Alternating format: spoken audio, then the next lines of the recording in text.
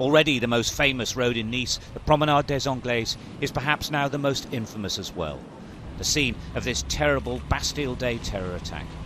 It's been reopened, a symbolic return to normality. But nationwide uncertainty about security is anything but normal. While the investigation into the attack and the hunt for others who may be involved or are planning other missions against society goes on, those who survived can only mull over what's happened and think about fate and how it saved them from being hurt or killed. Nidal Al-Kahil was looking for a cash machine and left the Nice promenade as the truck passed behind him. Moments earlier, he was in its path. You hear the word terror and you see these atrocities on the news, but until you're actually here, the word terror, it's just a word. The actual feeling, the emotion. And when you're running, we didn't know what the situation was. I saw motorbikes flying around. We didn't know if people were on the back of motorbikes with guns. We didn't know if there were other people with bombs or weapons.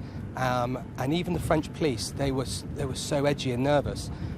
There were 2 armed officers with pistols walking around, really nervous, and the next thing, somebody's on the ground, they're pointing guns at him. Turns out just to be a local tourist. Band members Gilles and Alain had just finished their set when the terrorists struck. They jumped over a seawall, trying to get away.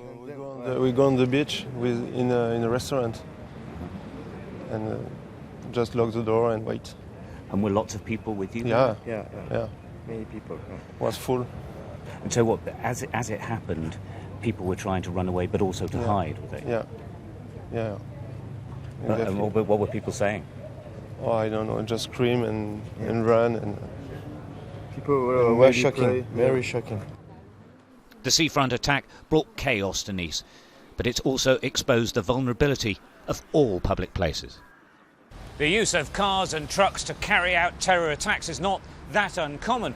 But what is becoming increasingly self-evident to France, Western governments and the United States is that if they are trying to stop a committed terrorist with perhaps no co-conspirators, it's actually an impossible task. The warnings of terror attacks across Europe and indeed further afield have been repeated constantly for months now.